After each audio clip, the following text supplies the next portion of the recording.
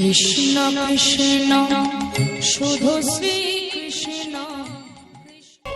সুখ পাবার জন্য মানুষ ছুটে যায়, কিন্তু যতই আপনি সুখ পাবার জন্য ছুটে যান, সুখ কিন্তু সহজে আসে না। সুখ আসে কিছুক্ষণের জন্য, চলে যায়। যেমন দুঃখ কেমন পোষা বিড়ালের মতো, যে বাড়িতে বিড়ালটাকে পুষেছেন ও দেখবেন পায়ের সামনে ঘুরঘুর ঘুরঘুর করবে, সেরকম দুঃখ দেখবেন সবসময় আপনার সঙ্গী হবে, ওর ফাঁকে ফাঁকে আপনাকে সুখ নিয়ে নিতে হবে। মায়েরা বলেন না সংসারে সুখ নাই, চিতাতে সুখ আছে। লাভ নাই, চিতাতে গেলে সুখ কি বুঝবেন? তখন তো দেহ থেকে প্রাণ বেরিয়ে গেছে, আপনি সুখ দুঃখ কি বুঝবেন? সুখ আছে একমাত্র হরিনামে। ঘরের কথা ভুলে যায়। এখানে যদি সুখ যদি হরিনামে না থাকে, তাহলে দেখবেন সবাই বাড়িতে ঘুমোয় না, কিন্তু কীর্তন শুনতেছে দেখবেন দিব্যি কিছুক্ষণ পর ঘুমোতে থাকে। তাহলে সুখ না থাকলে ঘুমোবে কেন? যার টেনশন আছে সে ঘুমোয়, যার টেনশন নাই সে দিব্যি ঘুমোয়। তাহলে হরিনামের টেনশন নাই, ওই জন্য দেখবেন ঘুমটা। দিদি ঘুমাচ্ছেন কেন? আর বলবেন না, যা সংসারে কাজ, কিছুটা শান্তি পেলাম, চোখ আমার গড়িয়ে এলো। জেনে নিন এটাতে শান্তি আছে। এই হরিনামে শান্তি বাকি কোনো জায়গাতে নাই। টিভি দেখুন, সিরিয়াল দেখুন, কিছুক্ষণ আনন্দ পাবেন, তারপর শেষ।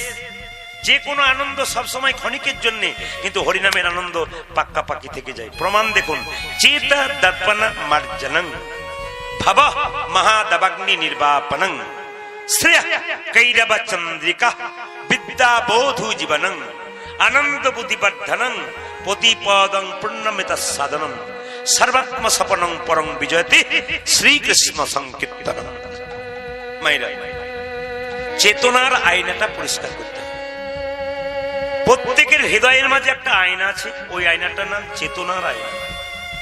বাজার থেকে যে আয়নাটা কিনে আনবেন, ওই আয়নাতে আপনার আমার সকলের মুখ দেখা যায়, কিন্তু চেতনার আয়নাতে আপনার আমার মুখ দেখা যায় না, একজনের মুখ দেখা যায়, ভগবান শ্রীকৃষ্ণের মুখ দেখা যায়। যে আয়নাটা দোকান থেকে কিনে আনলেন, ওই আয়নাটা ময়লা হয়ে গেলে ওতে আপনি কস্টিক সোডা দিয়ে মেজে দিলেন, আর হ্যান্ড পাম্প মানে চাপা কলে জল দিয়ে ধুয়ে দিলেন, ময়লা পরিষ্কার হয়ে গেল। তাহলে চেতনার আয়না যদি কারো ময়লা হয়, তাহলে পরিষ্কার করবেন কি করে? বলছে হরিনাম নামক কস্টিক সোডা আর নয়নের জল দিয়ে কেউ যদি চেতনার আয়না ধুয়ে দিতে পারে, তবে সে ভগবান শ্রীকৃষ্ণের। হরি বল, হরি বল। এই জন্য মা, চোখের জল যে যত দিতে পারবে, তত তার চেতনার আয়না পরিষ্কার হয়ে যাবে। এবার বলছে কি, আনন্দ বুদ্ধি বর্ধনং প্রতিপদং পূর্ণমিতা সাধনং। দেখবেন হরিনামে আনন্দ আছে। যেমন এই গ্রামে কেউ যদি, যেমন এখানে আপনাদের মাতাল টাতাল নাই, মানে অন্য জায়গার জন্য বললাম, এখানে আছে দু চারজন বলছে, আর বলেন না, সন্ধ্যাবেলায় একবার দেখবেন এসে কি হয়। সব সময় নাকি? সব জায়গাতেই আছে। আমি ভেবেছিলাম এই জায়গাতে নাই, দেখলাম এখানেও আছে। এই দিকে তাকান মায়েরা। তাহলে কি বললাম? রাত্রি, আপনি যে মদ খায় সে কিভাবে? পৃথিবীর রাজা, আমার মতো পাওয়ারওয়ালা লোক আর কে আছে? কিন্তু মদ খেতে খেতে আস্তে আস্তে তার লাংস, কিডনি, লিভার নষ্ট হয়। আস্তে আস্তে কি হয়? সে আনন্দ পেতে পেতে নিরানন্দের সাগরে পৌঁছায়। কিন্তু হরিনাম এমন একটা মদ, প্রথমে আনন্দ পাওয়া যায় না, খারাপ লাগে, কিন্তু আনন্দ পেতে পেতে পেতে পেতে পেতে পেতে একদিন পরমানন্দ গোবিন্দের চরণ লাভ হয়ে যায়। এই জন্য হরিনামে যে কি আনন্দ, একমাত্র যে মেতেছে সে জানে, যে মাতে নাই সে জানে না। ওই জন্য যে ডুবতে পেরেছে সে একমাত্র জানে, আর যে ডুবতে পারে নাই সে কোনোদিন বুঝতে পারে না। ওই জন্য হরিনাম আসরে বসতে হয়। দেখবেন মায়েরা, অনেকে দেখবেন চালাক পাটি থাকে, তারা ধারে দাঁড়ায়। আপনাদের বলিনি, চালাক পাটি মানে কি বলুন তো? হরিবাসরে বসলে উঠতে হবে, আর বাইরে দাঁড়ালে যখন তখন পালাবার সুযোগ পাওয়া যায়, অসুবিধা নেই। এই জন্য দেখবেন মধু, এদিকে তাকাবেন, দেখবেন আগে দেখবেন দোকানে, মিষ্টির দোকানে, এখন তো দেখবেন শোকেস হয়েছে। এখন শোকেস আছে, এখন আগে শোকেস ছিল না, আগে ফাঁকা ছিল, এখন দেখবেন দিব্যি শোকেস থাকে।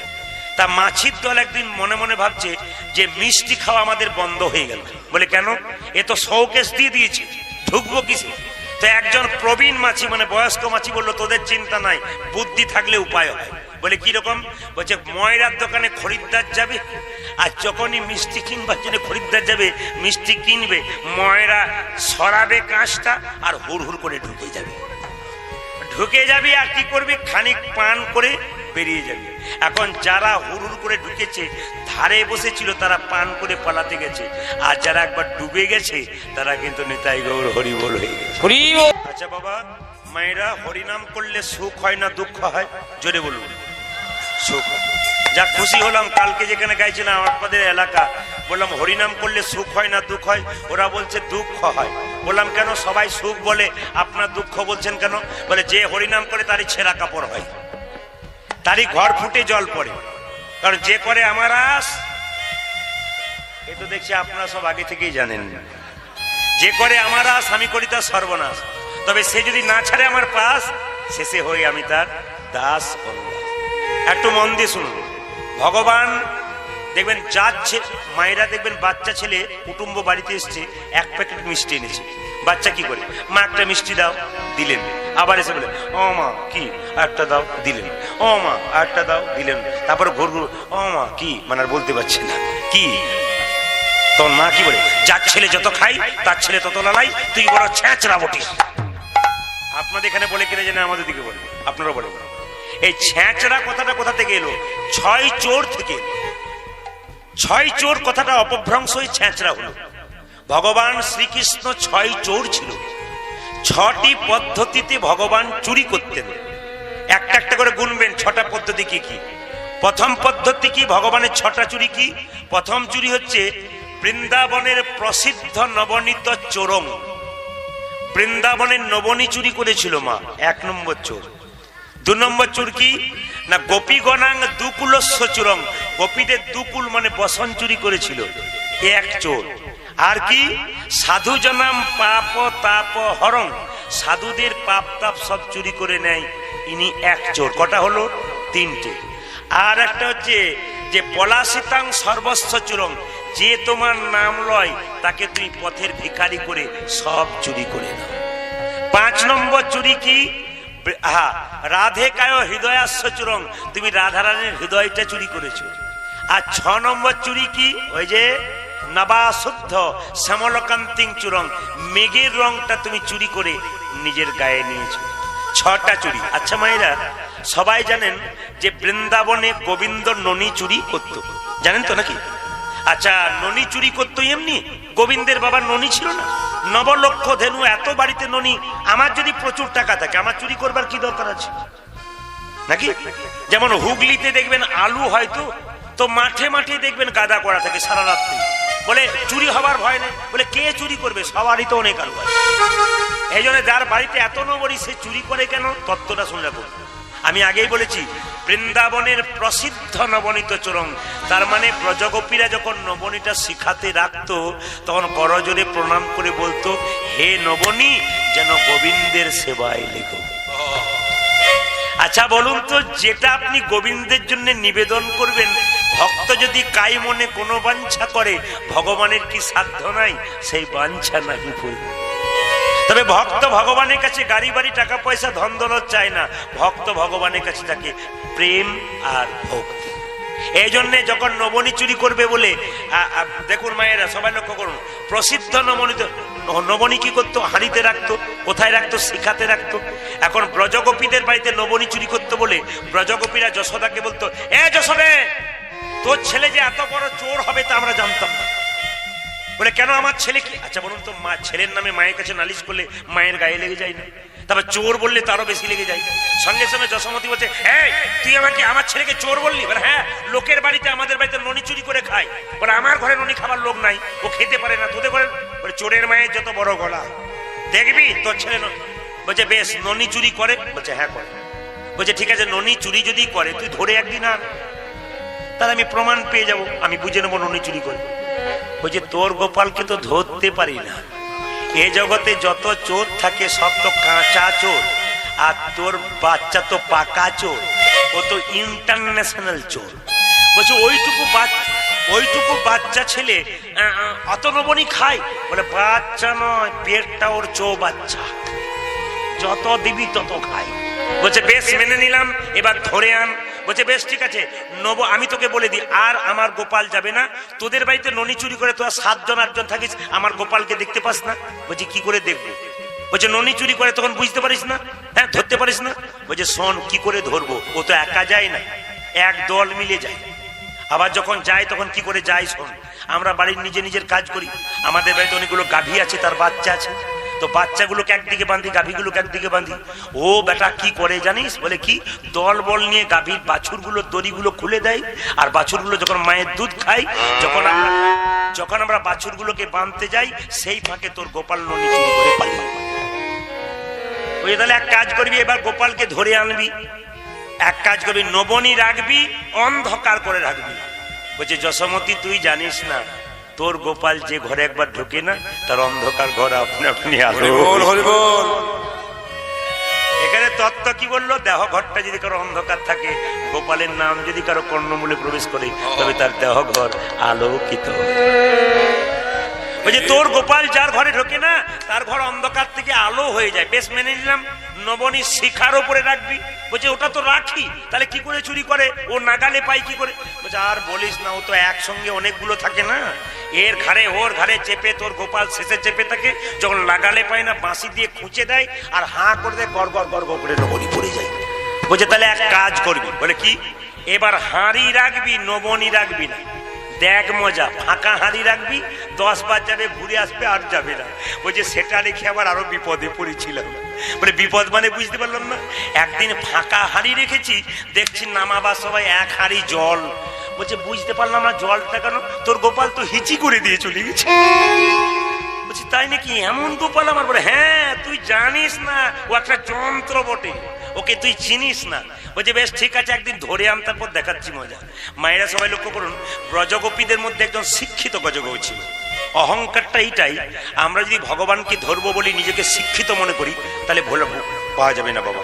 শাস্ত্র বলল তেসাং সতত যুক্ত নাং ভজতাং প্রীতিপূর্বকং দদামি বুদ্ধি যোগং তং নমামি মামু পর্যন্তিতে। ভগবানকে তারাই পায়, শিক্ষার দরকার না। কিসের দরকার? ভক্তির দরকার। তেসাং সতত যুক্ত নাং, যে তোমার নামের সঙ্গে সবসময় যুক্ত থাকে, চলতে ফিরতে খেতে সেতে আমার নাম করে। ভজতাং প্রীতিপূর্বকং, আমাকে প্রীতির সঙ্গে ভালোবাসার সঙ্গে ভজনা করে। দদামি বুদ্ধি যোগং, আমি তাকে বুদ্ধি দান করি। তং নমামি মামু পর্যন্তিতে, আমাকে না পাওয়া পর্যন্ত সব বুদ্ধি আমি তাকে দান করে দিই। বেশ মেনে নিলাম। এবার লক্ষ্য করুন, শিক্ষিত ব্রজকবি মনে মনে ভাবছে, তোরা তো গোবিন্দকে ধরতে পারলি না, আমি হলাম পড়াশুনো জানা মেয়ে, আমি ধরবো। বলে কি করে ধরবি? বলছে যেখানে তুই নবনীটা টাঙ্গিয়ে রাখবি না শিখাতে, ওখানে একটা ঘন্টা বেঁধে দেবো। তাহলে কি হবে? বলছে নবনীর হাড়িতে হাত দেবে, ঘন্টা বেজে উঠবে, আর বেটাকে ধরে পড়বো। এখন ঘন্টাটি বেঁধে রেখেছে, সুরে ঘন্টাটি বেঁধে রেখেছে। যেই না ঘন্টাটি বেঁধে রেখেছে, গোবিন্দ কি করেছে না, দলবল নিয়ে চলে গেছে। যেই না দলবল নিয়ে গেছে, যেই না নবনীর হাড়িটার দিকে তাকাচ্ছে, দেখছে ঘন্টা। এই ঘন্টা তুই এখানে কেন? ঘন্টা চুপ।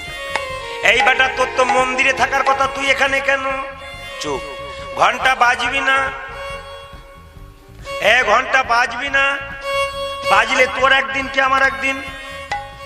তোর ঘন্টা মনে মনে ভাবছে আমি বাজবো না, তবে আজে বাজে জায়গা বাজবো না, বাজার সময় ঠিক বেজে। মায়েরা ঘন্টা বলেছে বাজবো না, গোবিন্দ আমার কি করেছে না, প্রথমে হাতটা হাড়ির মধ্যে ঢুকিয়েছে, তখন ঘন্টা বাজে নাই। যেই না হাড়ির মধ্যে ঢুকিয়ে নবনী তুলেছে, তখন ঘন্টা বাজে নাই। নবনী তুলে যেই না মুখে দিয়েছে, অমনি ঘন্টা ঢং ঢং করে বেজে বেজে গেলি যে বাজবো না বলে। হে গোবিন্দ, মন্দিরে তুমি পাথরের মূর্তি রূপে থাকো, তাতে মানুষ তোমাকে ভোগ দেয়, আমি বেজে উঠি। আর স্বয়ং ভগবান যদি ভোগ পাই, তবে না বেজে আর থাকতে পারি। না বেজে কি থাকতে পারি, আমি না বেজে কি থাকতে পারি। গোবিন্দ সেবাই লাগবো বলে না বেজে কি থাকতে পারি। গোবিন্দ সেবাই লাগবো বলে আমি না বেজে আর থাকতে পারি। গোবিন্দ সেবায় লাগবো বলে, ওরে না বেজে আর থাকতে পারি। গোবিন্দ সেবায় লাগবো বলে, আমি না বেজে আর থাকতে পারি। মায়েরা, গোবিন্দের মতো বড় চোর আর কেউ নাই। আসুন প্রেম সে একবার একবার হাত তালি দিয়ে আমরা এই গানটা গাইতে গাইতে লীলার মধ্যে যাবো। হাত উঠান সবাই, প্রেমানন্দে মেতে হরি বল। একসঙ্গে তালি দেবেন। আজকে এই জায়গাতে হরি নামের বন্যা দিয়ে প্রেমানন্দে মেতে হরি বল হরি নামে বন্যা জেল প্রেমানন্দে মেতে হরি বল হরি নামে বন্যা জেল। যার হাত আছে তিনি তালি দেবেন, যার নাই তার দেবার দরকার নেই। ভগবান বলল এ জন্মে যদি তালি না দিস পরের জন্মের হাত দেবো না, আরো দুটো পা যোগ করে দেবো। আর দুটো পা যোগ করলে চারটে পা হয়, একটা জিনিস ফ্রি পাওয়া যায়। কি একটা জিনিস কি ফ্রি পাওয়া যায়? চারটে পা হলে একটা জিনিস ফ্রি পাওয়া যায়। এই জন্য প্রেম সে সবাই হাততালি দেবেন একসঙ্গে। প্রেমানন্দে মেতে হরি বল হরি নামের বন্যা যে এলো। প্রেমানন্দে মেতে হরি বল হরি নামে বন্যা যে এলো। প্রেমানন্দে মেতে হরি বল হরি নামের বন্যা যে এলো। প্রেমানন্দে মেতে হরি বল হরি নামে বন্যা জেল। এমন বন্যা দেখি নাই শুকনোকে তলাই, ডুবলো দেশের নর নারী জাতি বিচার নাই। এমন বন্যা দেখি নয় শুকনতি তো নয় ডুবিল দেশে নর নারী যাতে বিচার নাই। এমন বন্যা দেখি নাই শুকনোকে তলাই, ডুবলো দেশের নর নারী জাতির বিচার নাই। ওই এমন বন্যা দেখি নাই শুভ্রতে তোলায় ডুবলো দেখে নর নারী জাতির বিচার না। দেখো হরিদাস, ও দেখো হরিদাস, ও দেখো হরিদাস, কাজীর ছেলে সেও বুঝি ডুবলো। দেখো হরিদাস, ও দেখো হরিদাস, ও দেখো দেখো হরিদাস, কাজীর ছেলে সেও বুঝি ডুবলো। প্রেমানন্দে মেতে হরি বল হরি নামে বন্যা জেল প্রেমানন্দে মেতে হরি বল হরি নামে বন্যা যে এলো। প্রেমানন্দে মেতে হরি বল বন্যাদের বন্যা জেল। দিন পঞ্চাননে গাই গৌরাঙ্গ চরি, পুরবের ভাব গোরা মনেতে পড়ে। আমার পুরো বেরো ভাব গোরা